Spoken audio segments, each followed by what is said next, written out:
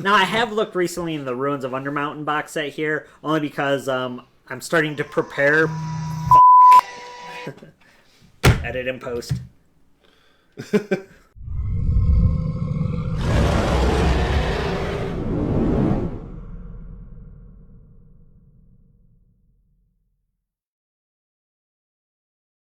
Well, hello and welcome to the Red Dragon Inn, and we're back with another episode of Across the Table, and we're bored. So, you'll see on the table in front of us, we just brought out a bunch of random AD&D 2nd edition stuff, and we're just going to open some stuff up that we haven't looked at in years. And, decades. Long time. And just we'll see what we can find, see what was in these old box sets, and, kind of compare them to, some of the stuff we've seen in modern releases, and just an unboxing, sort of. Yeah. An unboxing of old stuff. 30 years ago unboxing. Yeah. So. Now I have looked recently in the Ruins of Undermountain box set here, only because it's what I'm using to start to prepare my issues that I have with Wizards of the Coast right now, and what you used to get for the value of your dollar, but this is still going to be fun. We'll try not to talk about that too much in this, but that's kind of where we're going with this, is, a prelude. A prelude, yeah. the kind of stuff you used to get versus just what you get in a book now. I miss the days of getting these box sets and having so much stuff. And there's so many I never bought that are now insanely expensive. And we were just talking about how we used to just do, like, one person would buy one campaign setting, the other person would focus on another one. You were saying, you always got Forgotten Realms. Yeah. I bought Ravenloft. Jimmy bought Dark Sun. Right. Bob was the Dragonlance guy. Yeah. And it was about every 3 months something was coming out for... And actually, these are yours from, when you played 2nd edition. Right. These three that are mine are all recent thrift store finds in the last few years. The last couple of years, just because I am a heavy thrifter and I'm always frequenting thrift stores. So, I didn't even get a lot of this stuff back in 2nd edition time, so that makes it even cooler. That just reminded me, I have something over there I want to talk about too in a different video. Yeah. Another 2nd edition one. So one thing, I have never played Planescape. I have never ran it, never DM'd it, never read it. The most I ever looked into it is there used to be a card game called Blood Wars. Mm-hmm. Did you ever see that? No, I've never messed with that. It was a CCG that came out around the time of Spellfire and those other CCGs. Right. And I remember Spellfire. I played that a couple times, but that's all my Planescape knowledge. So most of the Planescape stuff that I bought back in the day was just to get information for when I used demons and devils. Right. I never actually did so much about the main city and all the different portals and stuff like that it had. But some people just play games. You take your fun seriously. A little advertisement for Dungeon Magazine and Dragon Magazine. Dungeon Magazine, $23 for 6 issues for a year. $42 for Dragon. Nice. Yep, I miss Dungeon Magazine so much. I was just going through all my old Dungeon Magazines. I have a giant stack of them, this tall. I subscribed for 3 years, and I bought a bunch of other ones, and I was just thinking how much I miss Dungeon Magazine.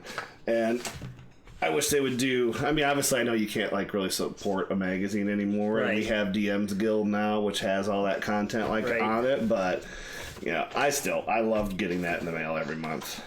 Well, So we have, an advertisement here. This is, talks about the different who's. All right, and then here is your map of... Just not really a map, but just kind of how the planes connect. Yeah, how the planes connect, all the different planes. It's upside down for them, but eventually it's right side up. It all depends. Oh. No, it was because it both, rotates. Yeah, it's a circle. Greetings and welcome to Sigil. Sigil is the city, the big center city, right, that connects all the planes. Yep. Yes, the city of doors. And so, how much Planescape have you done? I've never ran in Sigil or done anything with it. I just bought stuff because it talked more in depth about the different planes. So, this one in particular, I bought because of the Hell War. So it really talked a lot about the war between devils and demons. Wars, yeah. Well, yeah, which you still talk about the Blood Wars. Obviously, the newest D&D book, the newest D&D Adventure sort of talks about it too. 10 reasons to join. 10 reasons to join the RPGA network. Has anybody joined the RPGA network? Like, I don't think I've ever met anybody who is in RPGA. Is it even still a thing? I don't. It's not anymore, but even back in the day, I don't know of anybody who actually paid to be a member. But I also didn't frequent conventions. This was kind of like a convention thing. Right. It's like, same as that they do now, like the weekly stuff at like game stores and stuff. This was just like the convention version of it. And I believe that's the adventure for it, whereas the rest of it's the information type. Right. So let's see. First we have Player's Guide. The Player's Guide here, which is a 29-page book. Lots of colors in here, lots of drawings. Just this is not. Is this the base Planescape? No, it's not. No. This is just for the Blood Wars. Yeah. Okay. I've got the base Planescape. I just didn't bring it. So yeah, we got that. We have War Games, the adventure book. I have to kind of show them a little bit too. Yeah, there's War Games. This book is for the Dungeon Master only. This is a fairly 95-page book that basically this is like the adventure. Right. Right, and then it's just going through each room and your standard box text. That's a big adventure though. And then along with that is another book on the DM book. And the DM book is, 80 pages long, too. And sites, skirmishes, new spells, background stories. Talking about different races, Yugoloths, NPCs. Okay. The Who's. Yeah, this looks cool. So now what is this? This is Hellbound the Bargain. Maybe that's just it's like a character handouts, maybe. It's like a comic book. Oh, okay. Yeah. Nice. So yeah, it's pretty cool. So it's probably just like just the story goes on. So yeah, it's just a cool little comic book that is just added extra. Not very long. Probably you could read through this in like less than 5 minutes, but gives you more information, backstory. And then we have this. The Dungeon Master should show the players the illustrations and maps within this when instructed in the adventure book. So this is your handouts, your player handouts. Which this is stuff like this I missed too. And I mean, just look at that. Those are, I don't know if they can see that, but yeah, but those are just cool little drawings to show. And now I know that modern adventures still come with this stuff from time to time, but it's not really. It's more of a surprise than it is an expectation. Second edition had all kinds of cool stuff like this. Now that's not to say I love second edition and I miss playing it. Well, I miss the kind of stuff you used to get. I just miss the stuff you used to get as well. Yeah, I would play second edition if everyone in the group said it's this or nothing.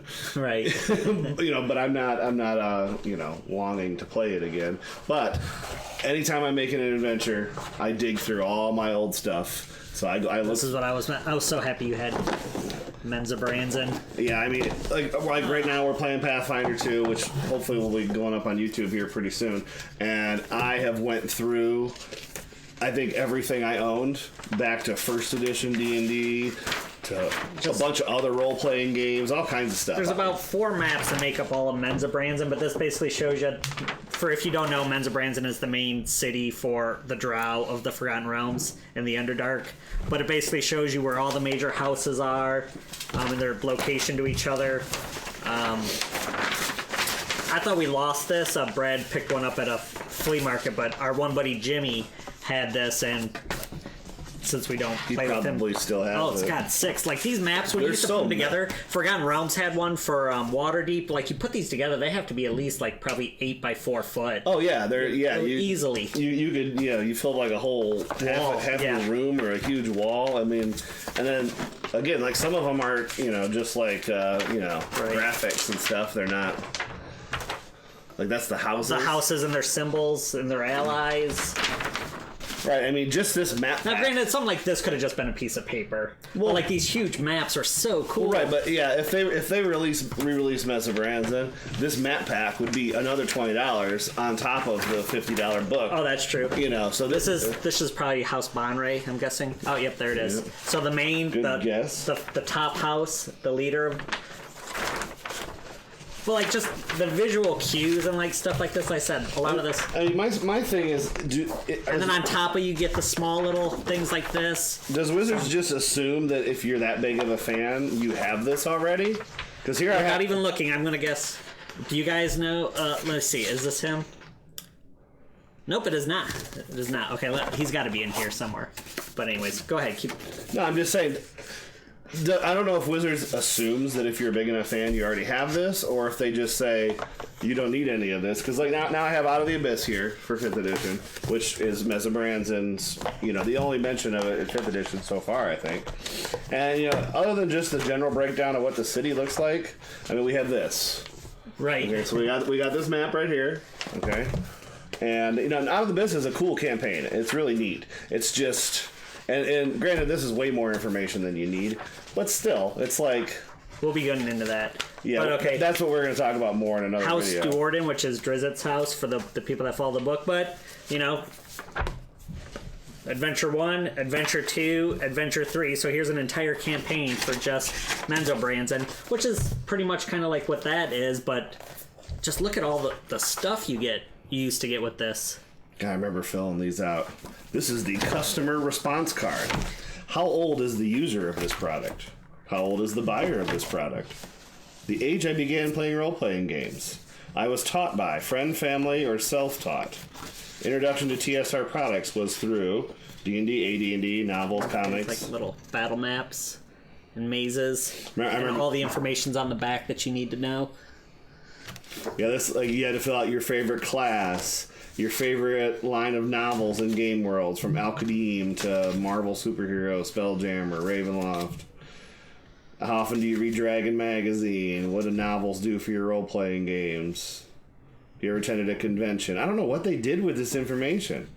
Prefer to be a DM or a character? What's the number of TSR games you purchase a month? But I remember filling these out and mailing them in, and I don't know why. Well, let's see. If we were to do that currently, it would be like... Do you play SSI computer games? I'm going to check I don't own a computer. What is an SSI computer game? I don't know. Anybody know? Write it in the comments. Obviously, we can Google it, but... yeah, I mean... generally, I purchase... Okay, let's see. Number of TSR generally, I games purchase one item every 3 months, because that's all you release. Right, yeah, one every 6 months, because that's all you release. Or once a year. What's it say? More than 4 per month. Wow. One item per month, 2 to 3 items per month, one every 3 months, or one every 6 months, or like now they would need one every 9 months or once a year. Right, but more than 4 products a month, can you imagine? It'd be like 3 months, you'd have everything released, and then you wouldn't be able to buy anything else. This is something cool, too. I only grabbed book 1, but they took a collection of all the magic items from 2nd edition, well, even 1st edition. Encyclopedia and stuff like Magica is the coolest set they've ever made. But this basically covers all the magic items from... They all went alphabetical order. This is the book that goes A to D. So you go through, and it's everything, like anything you can imagine. It Everything starts off with, ever released in any supplement that was considered official or canon. We've got amulets to armbands, arrows. And I like recently for our Pathfinder game, I just went through all 4 books of that and was pulling up some of the weirdest magic items I could find for stuff to convert. Balloons, beans. So even though we prefaced by saying we haven't looked at this stuff in decades, boots. Those I recently looked at. Yeah, I said when I go through the one, I went through the ruins of Undermount and just God, there's so much information, and I'll compare it to what the Mad Mage is like, just to. But again, that'll be its own thing. Boots, charms. God, like these are so cool. Just like so many pages of magic items. It's not like pictures. It's literally like all text with some pictures. Those are So one many. thing from 2nd edition. I mean, all the 2nd edition stuff it sells decently. Those have held their value and increased. God, we used to have value. 5 complete. Mine sets of still this. have the price tags on them at $25 each. And if you found a set of all 4 for $100, that would be a good deal today. Those still hold their value, and I said we've lost so many versions of that. I think we only have 2 complete sets now out of the 5 that we had. Right, well, I have a set and Bob has a set. Do you have a set? I'm missing the blue 3rd book. Okay. So So we have 2 3/4. yeah. set. All right, this one I'm going to look at because I actually bought this when I was a kid, and I still have it. I just don't have the box anymore. Derek's here is pristine. It looks like it just came home from the store. I mean, like, I think everything's even in the exact same order. Like, I don't know if I've ever I don't think you've ever taken anything out of here. Well, like I said, I wasn't the Forgotten Realms guy until third edition. Second edition was always other people. So it comes with these. Someone just posted on Facebook the other day that they found one of these and they wanted to know what they were for. So these are these transparency overlays. And when we get to the there's no hex grids or anything on these big outdoor maps. And we'll get to the map again in a minute. But you would just put this on top of it, and each one represents a day's worth of travel. You use these big hexes to be like, okay, 1.1 inches is 100 miles. 100 miles an inch, and this is map 1 of 4. Right. This is huge. Whereas nowadays we just got a tiny chunk of the Sword Coast. Come on, give me the rest of the map. There's all kinds of cool places in Forgotten Realms. Each little hex was a day's travel, I think, is what it was, because 5 days would be... You could travel... 100 miles in a day? No, each little hex. Yeah, right here, 30 miles. Yeah, little hexes.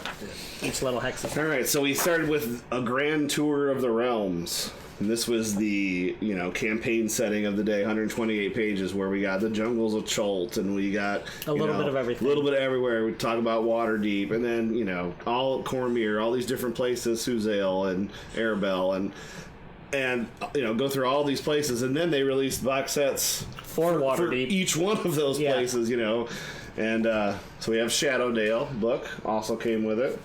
This is a 96-page book that's all... I think there's an adventure in here, and it's also all about the Shadowdale region. Yeah, Beneath the Twisted Tower adventure. And then half of the book is Elminster's Tower and just the area of Shadowdale, and then a nice adventure. We can do a video on that. I hate Elminster as a character with a passion. And, well, yeah, he's not that bad. No, he's awful. Running the Realms, so the DM book, 64 pages. This goes through NPCs, and it goes through all the different... Help me out with the different societies in Old Forgotten Realms. What are you talking about? We got the Zentarium. Oh, the Xanther Guild, the Zents. You have, Cult of the Dragon, the Harpers. Yeah. Lord's Alliance. Yep, Iron Throne, Red Wizards of Thay. Red Wizards of Thay. Then you have the Hathran Witches. What were they? I can't remember, but... Shadow Thieves? I don't know who those are.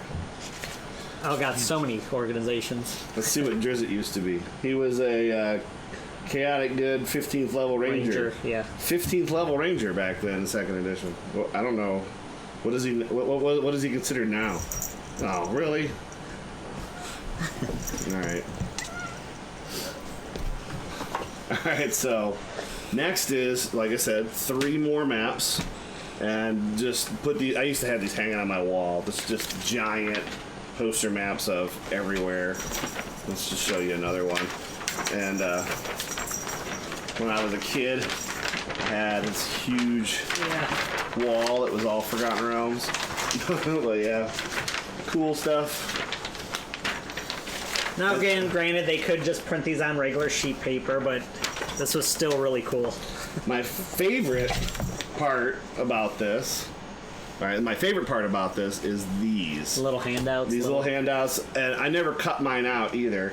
But so you had cutouts like this. They're meant to be cut into little cards, and these are runes. Like these are Elvish runes and like Harper marks, and these bottom ones, the orange ones, are Underdark symbols. So it's like you see this symbol.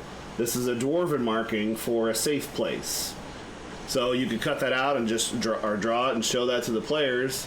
And I still use these to this day. I love these runes. The different gods. I think. These are just holy symbols. This is another page of Elder runes. So like this one is. What do you think that means? That one. I have no idea. Come on, it's a tent, a camping place. Oh, okay. That one. And then we have safe passage, or here there's goblins about, or death, or chaos, or more gods, Tempest and Torm, and all your standard Forgotten Realms gods.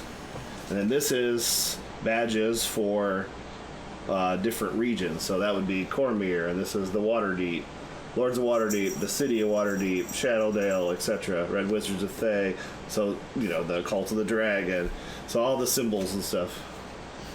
I always love those. And then here's some more wizard marks, and there's the Mage Sigil of Elminster, and Volo symbol. Volo, what a worthless character. There's the Goblin markings of Mind Flayers, and food cache for the Swerfniblins. And then, in addition, this is cool. In addition to that, in case you had a binder back in the day. When you used to get monster manuals, it wasn't really in a book. They had they had it both. They sold it like this, and then they would sell. In the books, they just as give supplements came out, you got the individual sheets. So there's the Dracula of the monster. So then you would add it to your binder. So we have the Deep Spawn and the Bone Bat, and a lot of these are standard creatures now. Baneguard, Abilene, the Gibberling, Helmed Horror, the Lock Lurker, Dark Nagas, Nishru, Quagoth, Scum. What's that? Tressum. Yeah, a lot of standard stuff now. Gambado. I don't know what that is. Gibberling Mouther. And that's it for the Forgotten Realms box. And it's just cool. I have this, like I said, but the box is missing, and these papers are probably all scattered between just one last one. Boxes and boxes of crap that I have. Now this is an adventure that I eventually plan on running. It's a box adventure set, so it's not. I have the Ravenloft box set, but this is just an adventure. I don't want to go into too much because I said I plan to use aspects of this. But Bleak House, it's basically an insane asylum. Ravenloft was always about horror and madness and stuff like that. But you basically get it comes in several different parts. 1, 2, and there's the heroes and NPCs and stuff like that. So 2 books for the adventure, 1 for DM stuff. I do have stuff that doesn't belong in this, like Dark Sun stuff, and an a character sheet from when a player. But this is a really cool adventure. You guys are going to like this one. It's part of my living world. They may never get to it. I know where it is in the city. But it kind of turns it eventually into a Island of Dr. Moreau kind of a thing. Oh, that's the one you were talking about. Yeah. That sounds cool. I want to talk about these real quick. I know you said that was the last one. Okay, but, go ahead. But Dark Sun has one of my favorite things in it. So it's got these little stand-ups, like player aid cards, where you can, like we were talking about, like with those pictures, but no, it's actually a binder. It's like that. But then there's also a DM version that explains each one of them and tells you all about the hazard. Nice. And so the DM can kind of have this one set up, and then have the one to show the players and one to look at himself. And this is one of the accessories I always liked. I thought it was really cool. And then again, we have, just because we're already talking about it, we got the 100-page-ish rules book for Dark Sun and 100 or so page-ish adventure. This one just has the extra monsters in the back. It doesn't actually have them for your binder. But, okay. And then that's all that's in here, except for we got 2 maps. And then what's this? A little knowledge. It's got a fiction flipbook adventure, and an ad for the Psionics Handbook, because actually not an ad, errata for the Psionics Handbook inside this. Yes, but yeah, Psionics was huge in Dark Sun. Right. So. But I mean, we got so many boxes. These are just the ones that we grabbed real quick. Let's take a look at this map real quick. There's nice, and that, and then the backside got the grid. Backside is black and white with a grid. Coolness. Haven't played in Dark Sun in so many years. But yeah, on your table, it was always great to have these maps just laid out for everybody to see. Yep. I mean, I understand with technology now you can use projectors and stuff like that, but still, this is it's so cool. But back then, we didn't have the battle maps, we didn't have the miniatures. Right. We just had this stuff. So this stuff was our visuals. Whereas nowadays, now we have dungeon tiles and miniatures and they had that stuff back in second edition, right. but it was only if you could forward Dwarven Forge or you were an awesome crafter right. that you would get to have that kind of stuff. And really, second edition didn't really have rules for using minis on a grid, anyways. Right. So I mean, even if you could buy the minis, but you didn't have like there was no set rules. There was nothing to do with them. They were there, but then you kind of had to make stuff up and make it work. But yeah. One of these days we'll have to talk about second edition too, because of like that one text that you found where people were complaining that Mad Mage was too hard, was it? Or something like that. Oh, yeah. And it's like, back in these editions where you had save versus death, you miss the roll, you just die. Traps that just kill you automatically no matter what. Right. And, I mean, first edition was like that, too. I mean, D&D used to be way deadlier. And yeah, it was brutal. Fifth edition throws a few things like that in there, and people are like, whoa, this is way unfair. And I'm like, well, that's what it used to be like. Right. I mean... like, I should bring the Tomb of Horrors book. I mean, that's the most infamous one. Yeah, I mean... It was just dumb. I didn't know you had that. I've never read it. Yeah. Well, I've got the Return to the Tomb of Horrors, which then came the third edition one, right? With the original Tomb of Horrors in it. So cool. Yeah, I mean, so like, what are your guys' experience with second edition, and what do you guys miss from the old days of D&D? I like this nostalgic stuff every once in a while just to look at it, and again, like I said. I would never pass up something at a store if I find it. If I'm at a pawn shop or a thrift store or a used toy store or whatever, I never pass up second edition stuff because the information is so easy to port over and reuse. Right. I mean, I'm actually adapting a second edition Dungeon Magazine adventure right now for Pathfinder 2, and other than stat blocks for the NPCs and changing around the treasure and magic items. Content-wise, I'm using almost identical, and I mean it's not that hard to. I mean, especially if it's just an adventure that uses like orcs and goblins. I mean, that's even easier. Right. Just port the adventures over, adjust the treasure a little bit because man, second edition, some ridiculous amounts of treasure. Compared to Pathfinder 2, I got the adventure I'm converting now. I mean, I think they would have more wealth than the whole continent after this adventure. Thousands of platinum just floating around everywhere. Right. But yeah, that's yeah, let us know what you guys remember about second edition box sets, or if you ever see these sort of things.